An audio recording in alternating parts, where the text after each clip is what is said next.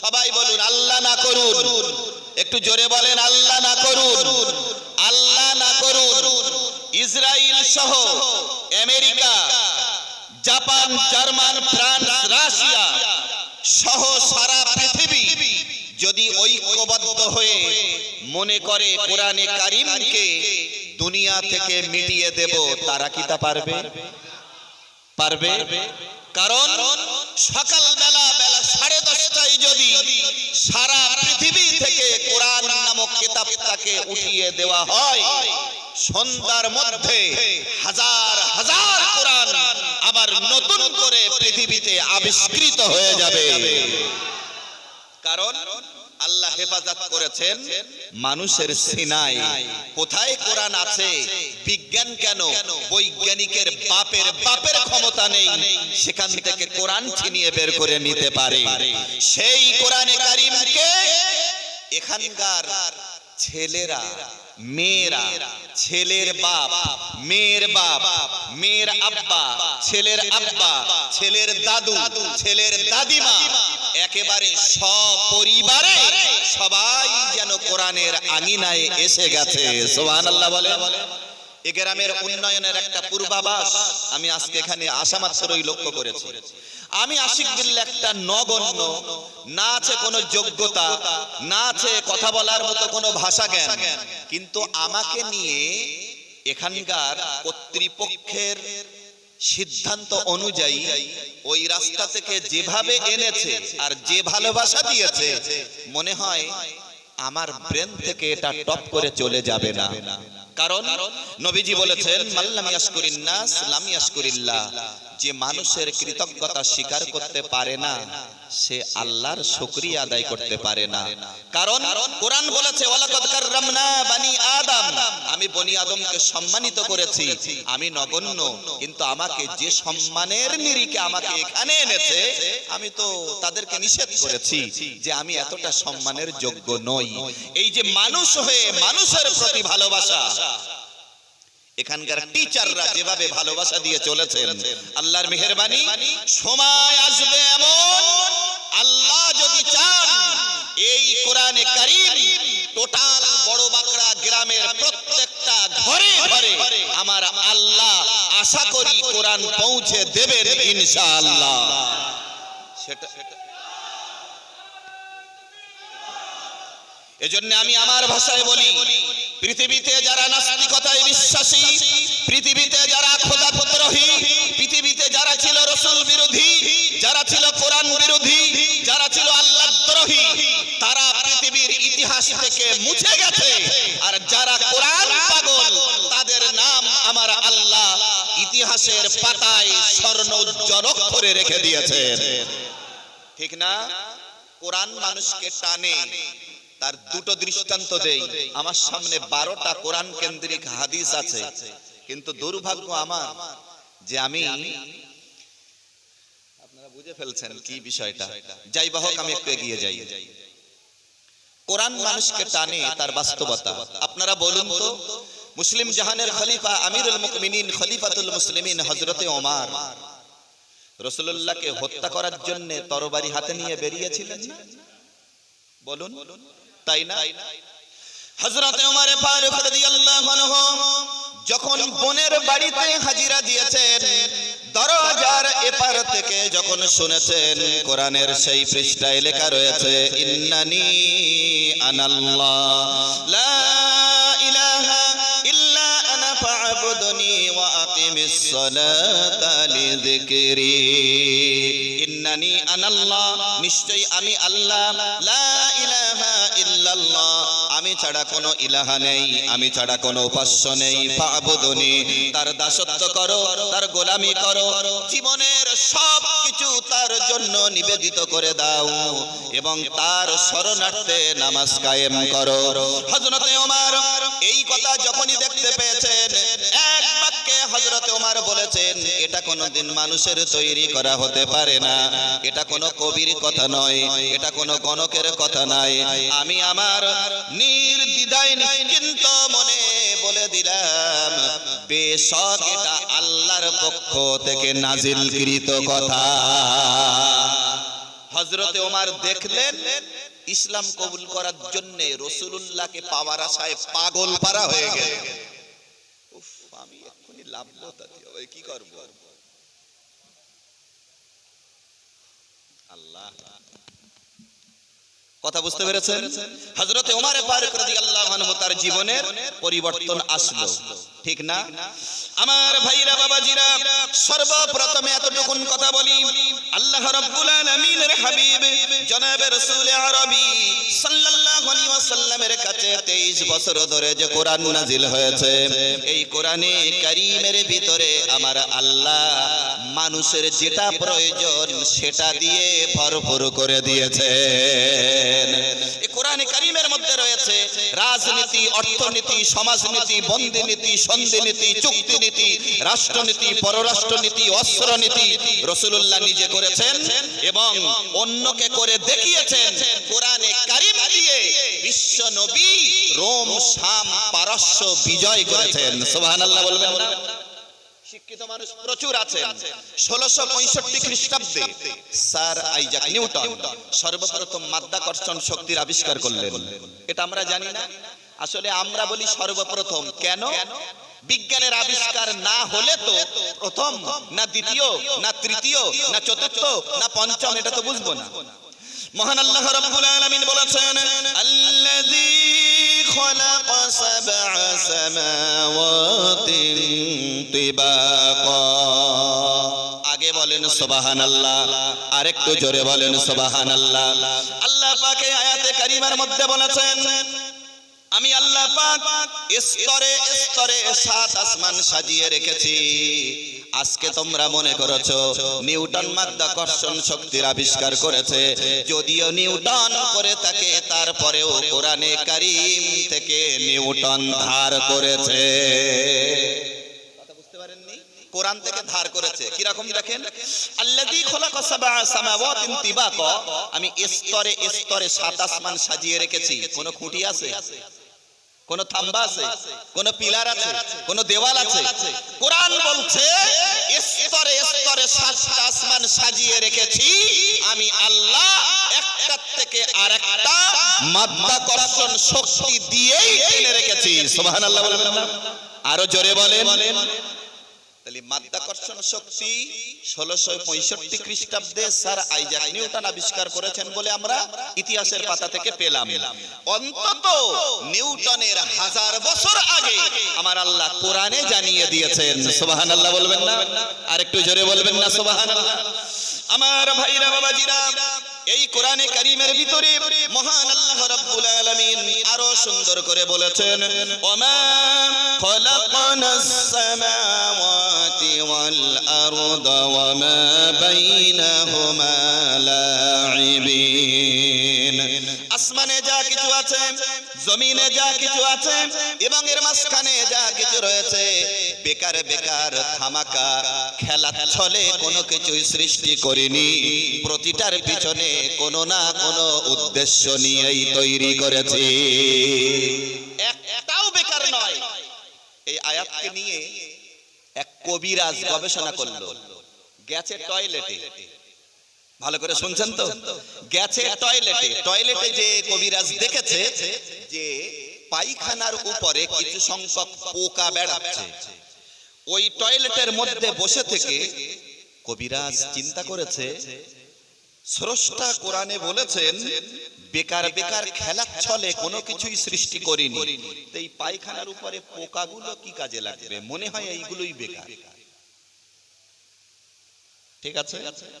ওই চিন্তা করে বাইরে বেরিয়ে আসার রাস্তায় ওই সময়ের মধ্যে কবিরাজের দুটো চোখ অন্ধ হয়ে গেছে। 1 সপ্তাহ কাল এই অন্ধ অবস্থায় চলছে।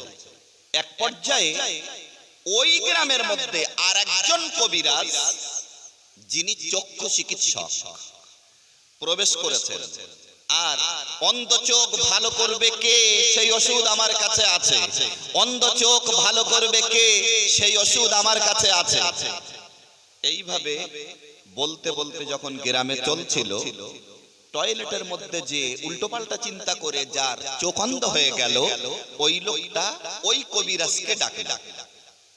আমার চোখ অন্ধ হয়ে গেছে, আপনি তো এই ওষুধ বিক্রি করছেন, তা আমাকে একটু চিকিৎসা করবেন? হ্যাঁ, আমি তো ওই চিকিৎসক। তা ঠিক আছে, আমাকে একটু ঔষধ দেন। ঔষধ দেওয়ার পরে এইটা এইভাবে লাগাবে, 1 সপ্তাহ পরে কি 15 দিন পরে তুমি কোনো না কোনো উপকার পাবে। 15 দিন পরে সেই কবিরাজ গ্রামে যখন নতুন করে ঢুকেছে, সঙ্গে সঙ্গে অন্ধ হয়ে যাওয়া সেই লোকের চোখ ভালো হয়ে গেছে। অন্ধ হয়ে যাওয়া লোকটা জিজ্ঞেস করছে, আপনি যে ওষুধটা দিলেন, এই ওষুধটা আপনি কোত্থেকে কিভাবে পেলেন যে আমার অন্ধ চোখ ভালো হয়ে গেল? কবিরাজ তখন বলছে যে এই ওষুধটা আমি আবিষ্কার কোথা থেকে করেছি সেটা আপন জায়গায়, কিন্তু এই ওষুধের প্রেক্ষাপট সম্পর্কে যেটা পড়েছি সেটা হলো এই যে অন্যান্য কিছু মেডিসিন এতে দেওয়া, আর পায়খানার উপরে যে পোকা চড়ে বেড়ায় ওই পোকার রস দিয়ে এই ঔষধটা তৈরি করা।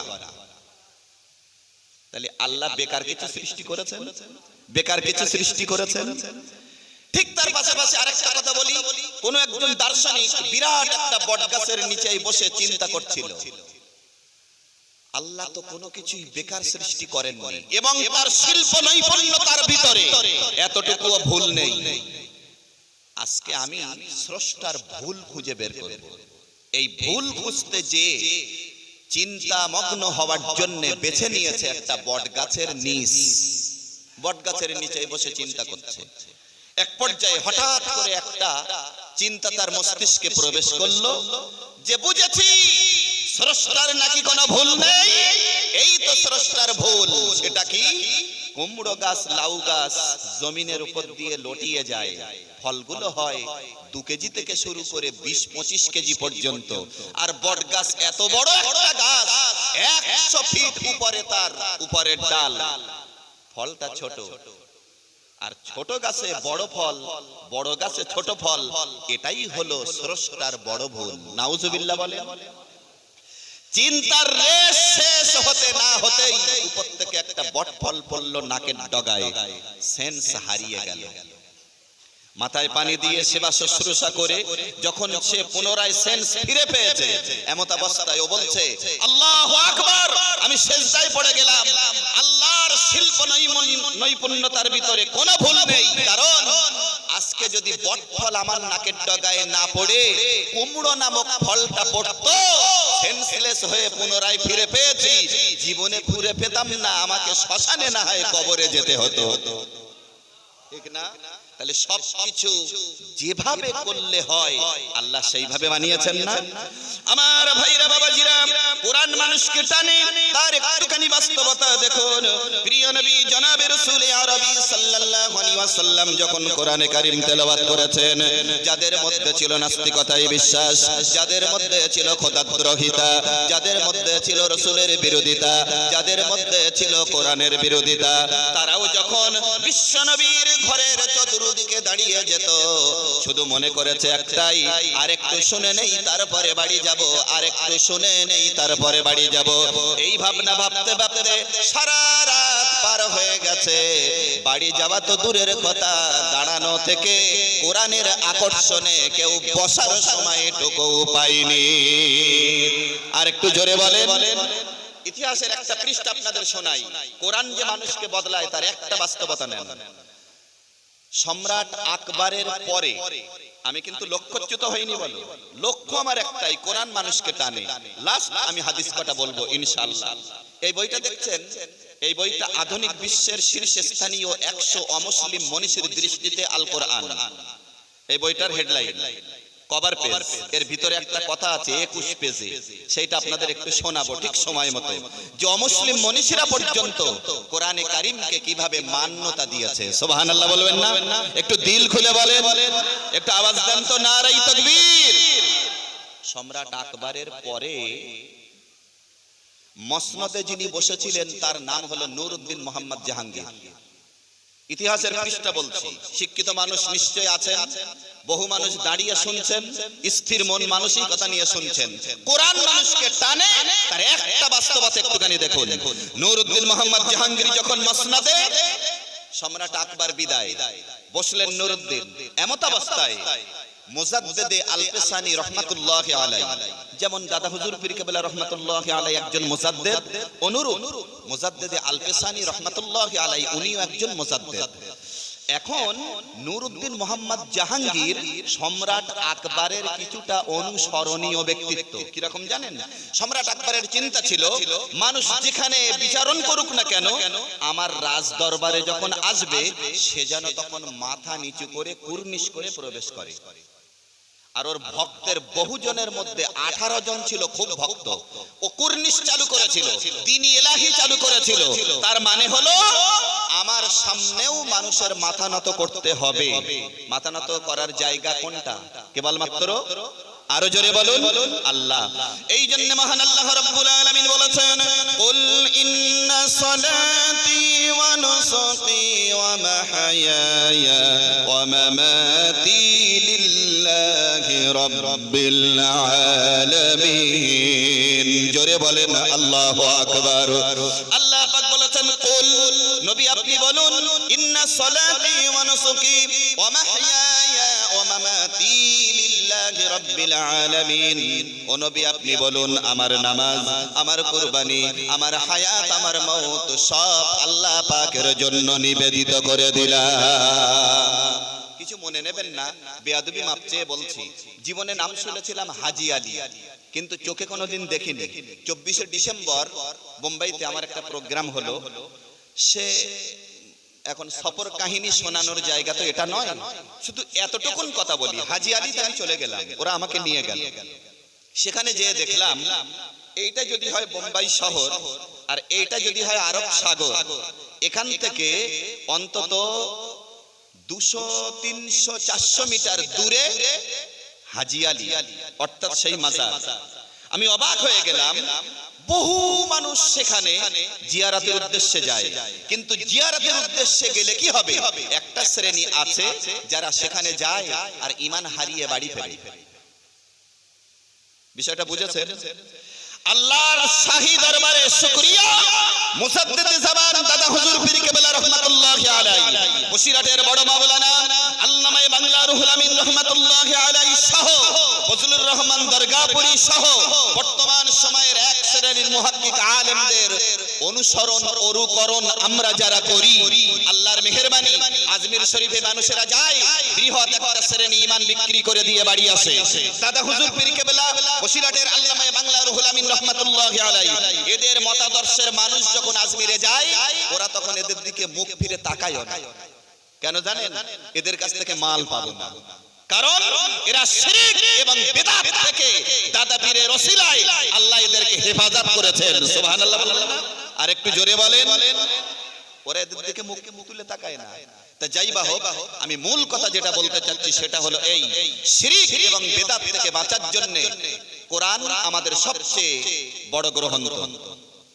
আমার ভাইরা বাবাজিরা, যে কথা বলছিলাম, নুরউদ্দিন মোহাম্মদ জাহাঙ্গীর যখন মসনদে বসেছেন, এমত অবস্থায় সম্রাট আকবর যা করে গেছে সেই মতোই নুরউদ্দিন মোহাম্মদ জাহাঙ্গীরও করে চলেছেন। তার মানে হলো আমার দরবারে যে ব্যক্তি আসবে তাকেও মাথা নিচু করে প্রবেশ করা লাগবে। লম্বা ঘটনায় যাব না। কোরআন যে মানুষকে টানে, কোরআনে কারীম মানুষের পরিবর্তন ঘটায়, তার একটুখানি বাস্তবতা। আমার ভাইরা বাবাজিরা, হঠাৎ করে নুরউদ্দিন মোহাম্মদ জাহাঙ্গীর রাজ দরবারে মুজাদ্দিদ আল-পেশানি রহমাতুল্লাহি আলাইহি তাকে ডেকেছেন। অন্যান্য সবাই মাথা নিচু করে কুর্নিশ করে প্রবেশ করে, আর মুজাদ্দিদ আল-পেশানি রহমাতুল্লাহি আলাইহি বুক ফুলিয়ে বীর সিংহের মতো, মর্দে মুমিনের মতো দরজায় হাত দিয়ে মাথা উঁচু করে রাজ দরবারে ঢুকেছেন। আরো জোরে বলেন।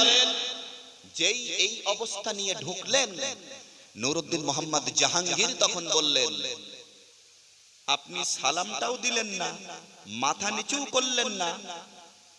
ব্যাপারটা বুঝলাম না তো।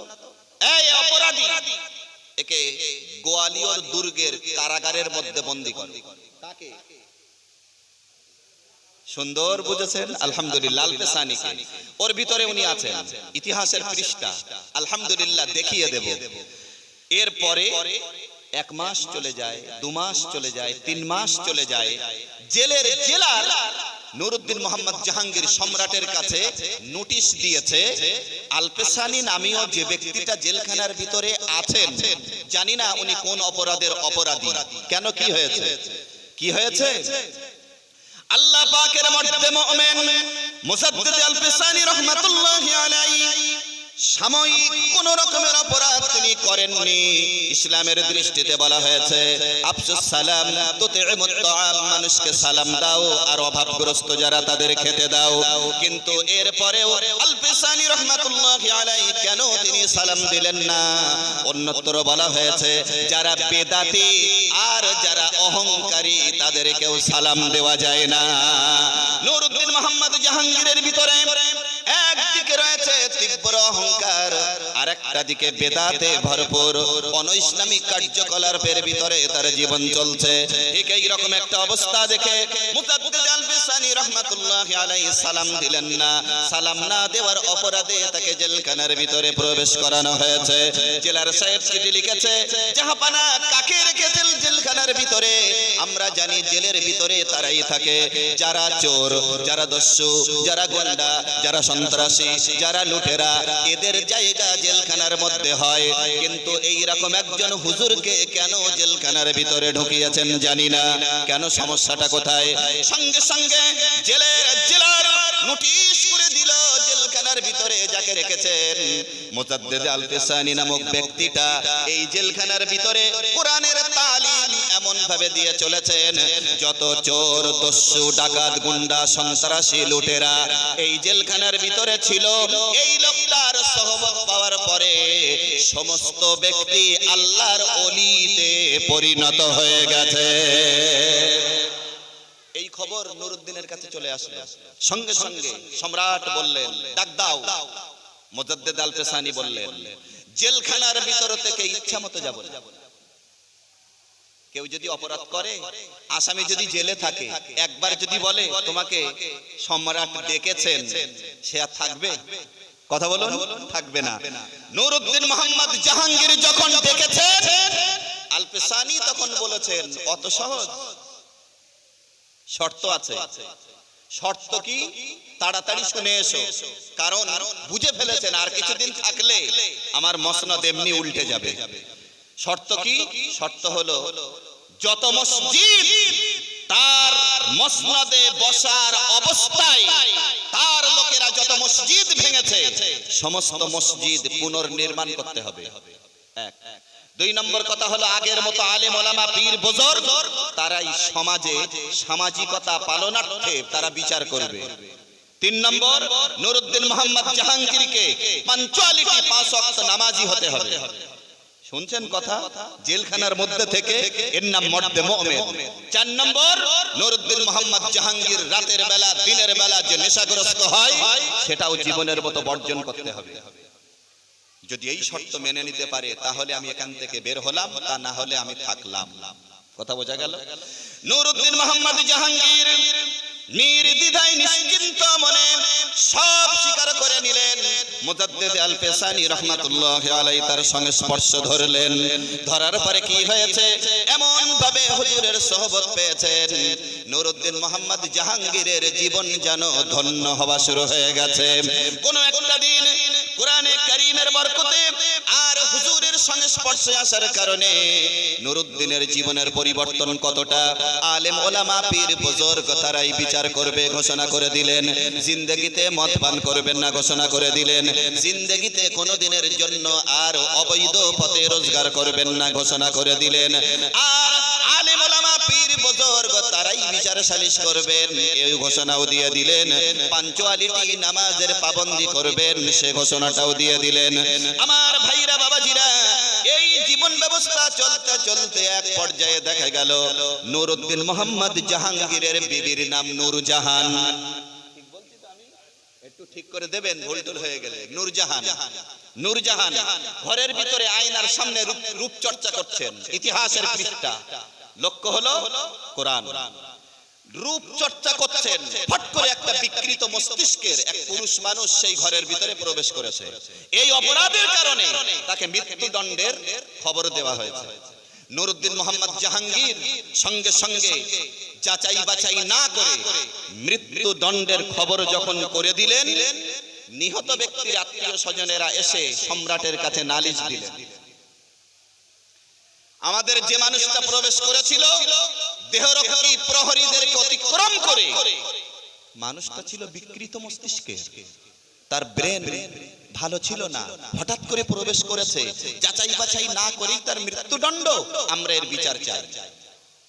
আমার ভাইরা, বাবাজিরা, কোরআন কিভাবে মানুষকে বদলে দেয়। আজকে এগেরাম ধন্য যে প্রতিটা মানুষের অন্তঃকরণে কোরআনে কারীম প্রবেশ করানোর জন্যই এত চেষ্টা। কতজন ধরবে আজকে? 60 জন। একটু আল্লাহু আকবার বলেন, জোরে বলেন আল্লাহু আকবার।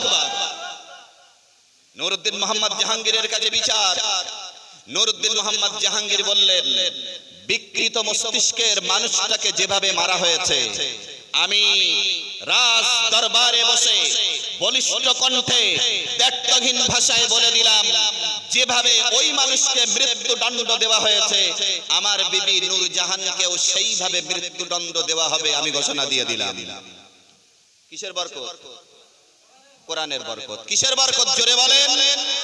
এই জন্য মহান আল্লাহ রাব্বুল আলামিন বলেছেন, তাবারাকাল্লাযী নাযালাল ফুরকানা আলা আবদিহি লিয়াকুনা লিল আলামিন নাযীরা।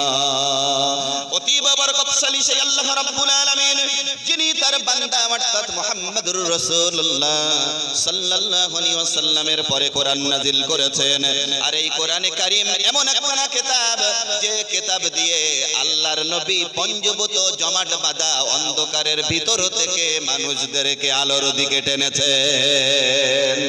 আরেকটু জোরে বলেন, আল ফারকু বাইনাল হক ওয়াল বাতিল।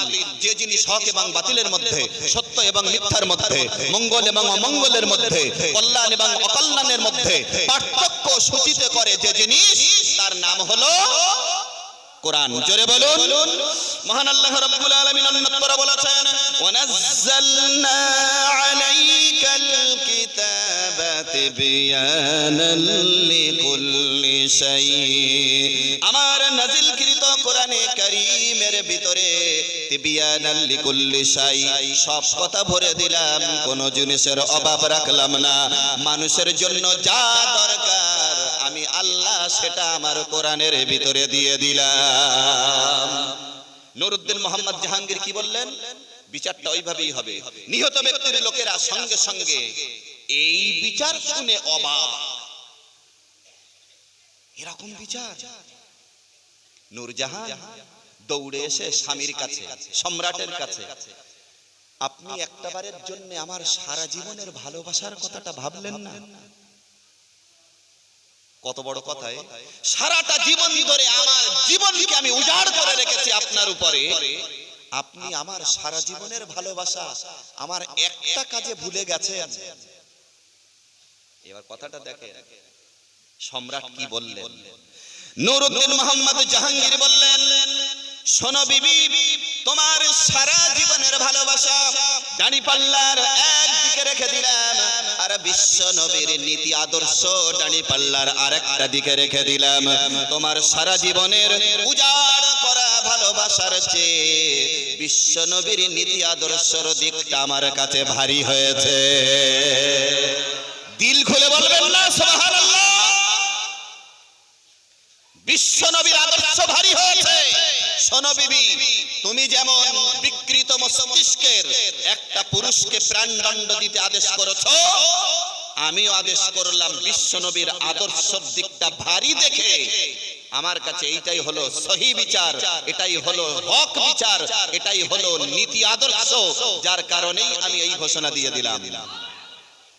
নিহত ব্যক্তির আত্মীয় স্বজনেরা তখন বলেছে, সম্রাট, বেয়াদবি মাপ চেয়ে বলছি, যেটা চলে গেছে সেটা তো আর পাওয়া যাবে না, ঠিক না? যেটা হারিয়ে গেছে সে তো আর খুঁজেও পাওয়া যাবে না, অর্থাৎ যেটা হওয়ার হয়ে গেছে। আপনার নীতি, আপনার মহত্তম আদর্শ আর আপনার এই কোরআন প্রেমিকতা আমাদের কাছে প্রাধান্য পেয়েছে। আল্লাহর রাস্তে আমরা মাফ করে দিলাম, আমরা আপনার কাছ থেকে বিচার পেয়ে শান্ত হয়েছি, আপনার বিবিকে মারা লাগবে না। বুঝতে পেরেছেন? কোরআন মানুষকে টানে, এটা তার বাস্তবতা না? যার মধ্যে ছিল মদ পান করার অভ্যাস, যার মধ্যে ছিল মসজিদ ভেঙে দেওয়ার অভ্যাস, যার মধ্যে ছিল বিভিন্ন রকমের অন্যায় অপকর্ম আর কুর্নিশ আর দ্বীনি ইলাহি আর মানুষের সামনে মাথা নত করার চিন্তা, সব কিছু উধাও হয়ে কোরআনের আঙিনায় আসার কারণে আল্লাহ তার জীবনে আমূল পরিবর্তন দিয়ে দিয়েছেন। সুবহানাল্লাহ বলবেন না? এই কোরআন আমাকে আপনাকে জান্নাতে নিয়ে যেতে পারে না? পারে না? আমাদের কাছে এটাই গ্রহণযোগ্য। মহান আল্লাহ রাব্বুল আলামিন কোরআনে কারীমের বরকতের উপরে আল্লাহর হাবিব বলেছেন, ক্বালান নবী সাল্লাল্লাহু আলাইহি ওয়াসাল্লাম আফদালুল ইবাদাতি তিলাওয়াতিল কুরআন।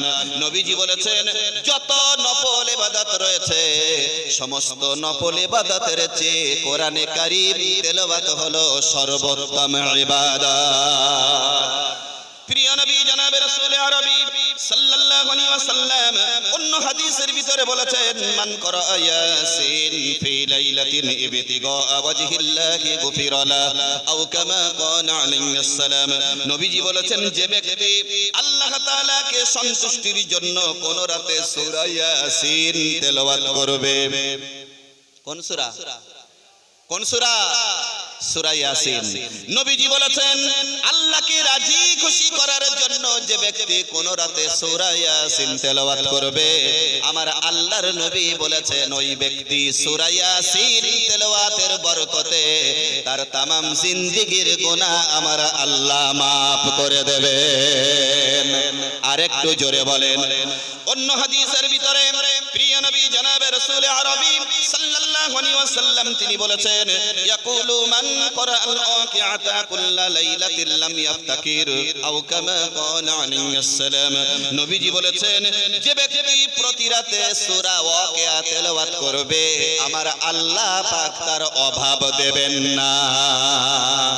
প্রিয় নবী জনাবে রাসূল আরবি সাল্লাল্লাহু আলাইহি ওয়াসাল্লাম আরো বলেছেন, আল্লাহর নবী কত সুন্দর করে হাদিসের ভিতরে বলেছেন, মান ক্বারাআল কুরআন হারফান ফালাহু আশরু হাসানাতিন। নবীজি বলেছেন, যে ব্যক্তি কোরআনে কারীমের একটা অক্ষর তেলাওয়াত করবে আমার আল্লাহ তার নামায়ে আমালে 10টা নেকি দান করে দেবেন। কেউ যদি সকাল থেকে শুরু করে সন্ধ্যা পর্যন্ত 5 বার বিসমিল্লাহির রহমানির রহিম এইটা পড়ে, এর বিস্তারিত ব্যাখ্যা হলো তাফসীরে আনওয়ারুল কোরআনের ভিতরে এসেছে, যে ব্যক্তি কোন ভালো কাজের শুরুতে বিসমিল্লাহ বলে শুরু করে আমার আল্লাহ ওই বাক্যের বরকতে সেই কাজে বরকত দান করে দেন।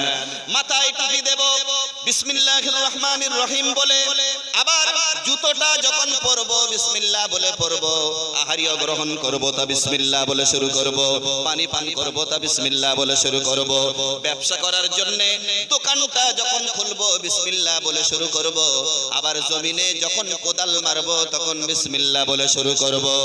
এক কথায় হলো আল্লাহ যত সময় পর্যন্ত আমাকে আপনাকে জাগিয়ে রাখবেন, জীবিত রাখবেন, প্রতিটা ভালো কাজের শুরুতে বিসমিল্লাহ বলতে পারলে আমার আল্লাহ পাক সেই কাজে বরকত দান করে দেবেন।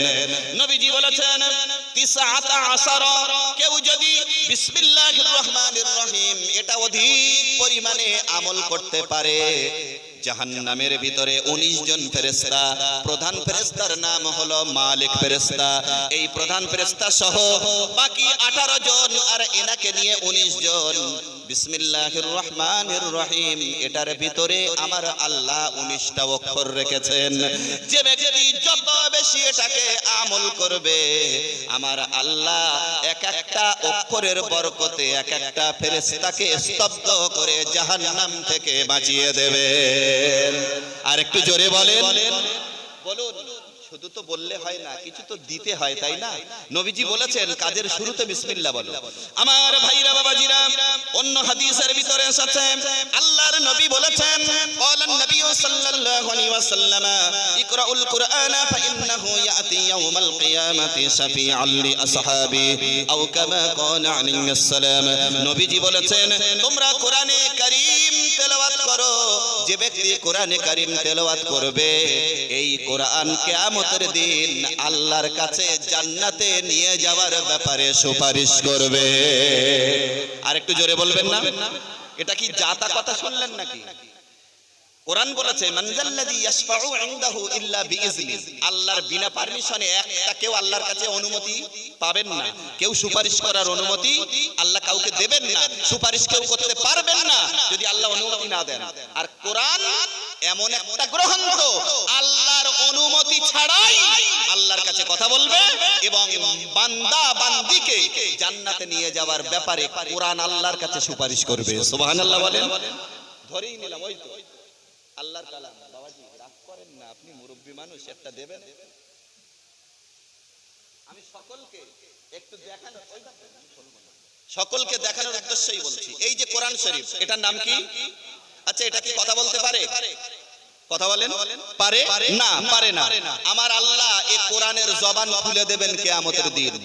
এর ধারক যারা, এর বাহক যারা, এটাকে যারা সিনাই নিতে পেরেছেন, এটাকে যারা তেলাওয়াত করে বুকের সঙ্গে জড়িয়ে ধরেছেন, মাথায় লাগিয়েছেন, চুম্বন করেছেন, পৃথিবীতে একটা কিতাবের নাম বলতে পারবেন যেটা বুকে ধরলে, মাথায় লাগালে, চুম্বন করলে, মুখে লাগালে নেকি হয়? একমাত্র কোরআন।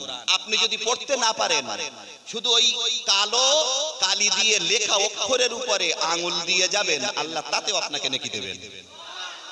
এই কোরআনটাকে বুকের সঙ্গে জড়িয়ে ধরবেন, আল্লাহ নেকি দেবেন। মাথায় রাখবেন, আল্লাহ নেকি দেবেন। এই কোরআনটার সঙ্গে যদি একটা কাপড় থাকে, আর কাপড়টা যদি শুকাতে গেলে পড়ে যায়, সবাই সেটাকে তুলে চুম্বন করে আবার রেখে দেয়, তাই না? আপনার ৫,০০০ টাকার দামের কোনো একটা পোশাক যদি পড়ে যায়, ঝাড়া মেরে তুলবেন, চুমো দেবেন। কিন্তু কোরআনের সঙ্গে সম্পর্ক রাখার কারণে কাপড়টার মর্যাদা বেড়ে গেল। এই যে কাঠগুলো দেখছেন, তাই তো, এগুলোকে টিপাই বলা হয়। ওইটার উপরে কোরআন থাকে, আর এইরকম করে একটা থাকে, সেটা কি? রেহাল কাঠ। বলুন তো, যদি ১০ লাখ টাকার একটা ঘুড়ি আপনি কেনেন, খাট বানিয়েছেন, তক্তপোষ বানিয়েছেন, আপনি তার উপরে ৪০ বছর থেকেছেন, যেই ওটা নষ্ট হবে সঙ্গে সঙ্গে আপনি বলবেন কি, এই তোমার দাদিমাকে বলো একটা হাতুড়ি আর শাবল দিতে, ভেঙে চুরে কোথায় দেবেন? চুলোয় দেবেন। একটা রেহেল কাঠ ভেঙে যাবার পর একজন মানুষ হাত তুলে দেখাতে পারবেন যেটাকে চুলোয় দেবে? কেন? ওটার সঙ্গে সম্পর্ক ছিল আমার আপনার বডির। আর এই রেহেল কাঠ নামক কাঠটার সম্পর্ক গড়েছে আল্লাহর কোরআনের সঙ্গে। সঙ্গে সঙ্গে বস্তু হওয়ার পরেও কোরআনের সাথে সম্পর্ক থাকার কারণে আল্লাহ তার মর্যাদা বাড়িয়ে দিয়েছেন।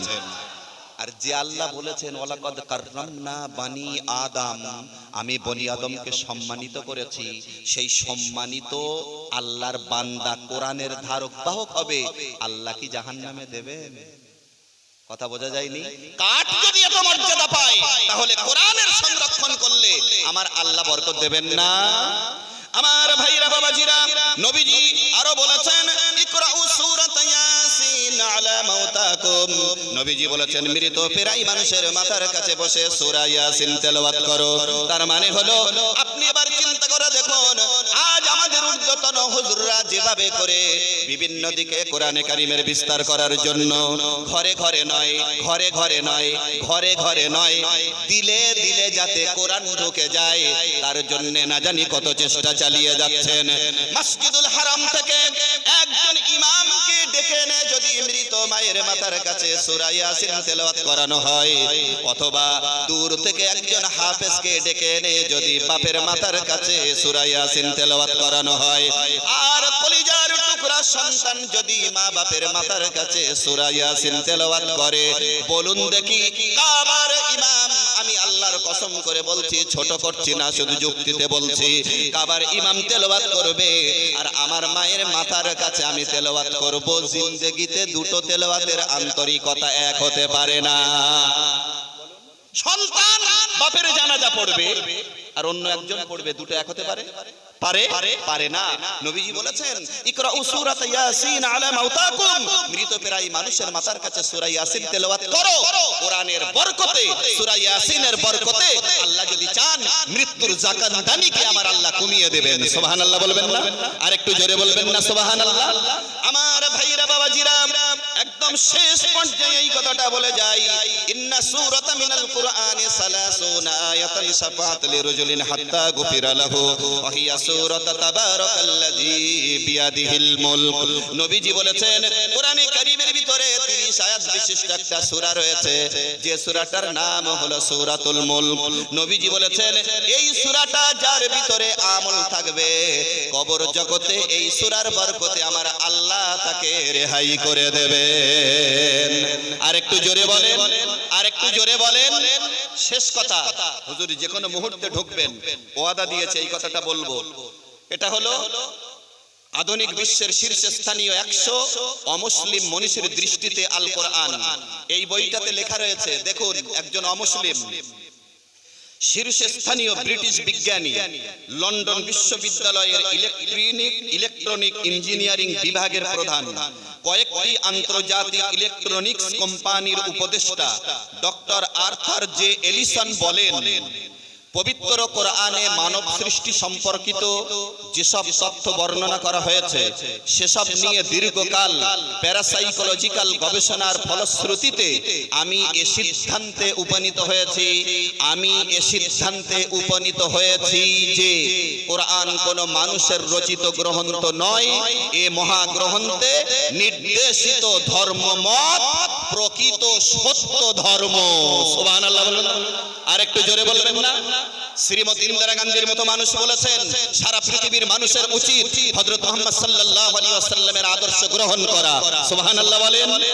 স্বামী বিবেকানন্দ যিনি বলেছেন জীবে প্রেম করে যেই জন সেই জন সেবিছে ঈশ্বর, ওই ব্যক্তির মতো একজন মহৎ ব্যক্তিত্ব তিনি বলেছেন সাম্যের ও মানুষের ভ্রাতৃত্বের পয়গম্বর একমাত্র মুহাম্মদুর রাসূলুল্লাহ সাল্লাল্লাহু আলাইহি ওয়াসাল্লাম। জোরে বলবেন না? যারা যে সমস্ত গায়ের মুসলিমরা, বিশেষত আমার হিন্দু ভাইরা যাকে বলেন জাতির জনক অর্থাৎ মহাত্মা গান্ধী, মহাত্মা গান্ধীর মতো মানুষ বলেছেন হযরত মুহাম্মদ সাল্লাল্লাহু আলাইহি ওয়াসাল্লাম তরবারির আগায় ইসলামের আসন জয় করেননি, ছিল তার ভিতরে শিষ্টাচার, সভ্যতা, ভদ্রতা, মানবতা, সহিষ্ণুতা, সামাজিকতা, মানবিকতা, উদারতা, নীতি নৈতিকতা, ন্যায় পরায়ণতা, উদার ভালোবাসা থাকার কারণে ইসলামের আসন জয় হয়েছে। তরবারির আগায় ইসলাম আসেনি, মুহাম্মাদের প্রেমের দ্বারা ইসলাম এসেছে। আর একটু জোরে বলবেন না?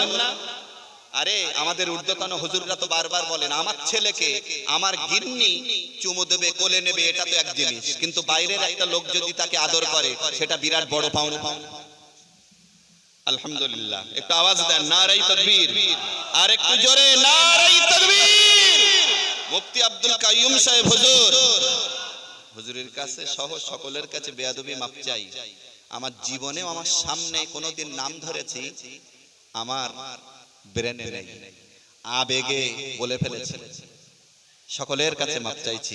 মুফতি সাহেব হুজুর কিবলা, এরকম আওয়াজ আরো জোরে, মুফতি সাহেব হুজুর কিবলা, নারে তাকবীর। ইতি বিক্ষিপ্তভাবে যা কিছু বলেছি সবাই ভুল ত্রুটি মানিয়ে নেবেন, দোয়া করবেন। সবাই ভালো থাকুন, সুস্থ থাকুন, আল্লাহ সকলকে ভালো রাখুন। বলি আল্লাহুম্মা আমিন। বিদায় নিলাম। হুজুর এসেছেন, আল্লাহ পাক সকলের দিলে কোরআনে কারীম বদ্ধমূল করে দিন। বলুন আল্লাহুম্মা আমিন। আসসালামু আলাইকুম ওয়া রাহমাতুল্লাহি ওয়া বারাকাতুহু। যাদের কোরআন শরীফ ধরার কথা ছিল আমি এক্ষুনি মাদ্রাসার ওই বিল্ডিং এর কাছে যেতে বলছি। যাদের কোরআন শরীফ ধরার কথা ছিল সকলকে, বাচ্চা বৃদ্ধ সকলকে বলছি এক্ষুনি একটু মাদ্রাসার ওখানে আসেন। হুজুরের মূল্যবান সময় আমরা নষ্ট করতে চাই না। যাদের কোরআন শরীফ ধরানোর কথা ছিল দ্রুত মাদ্রাসার ওখানে চলে।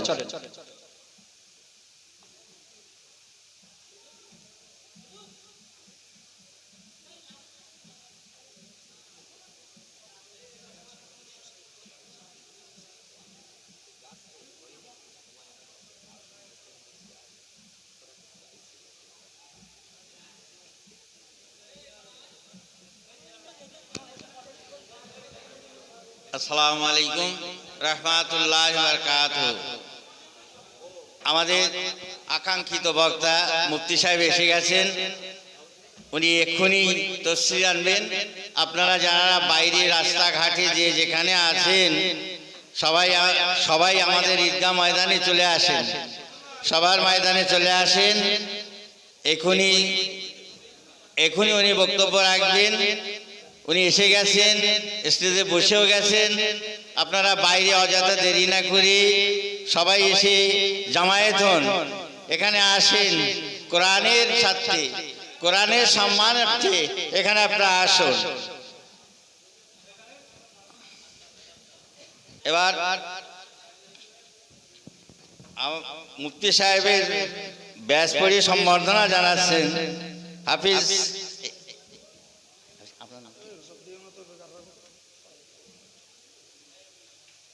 মানে আছে সব দোয়ার রেখে দেন।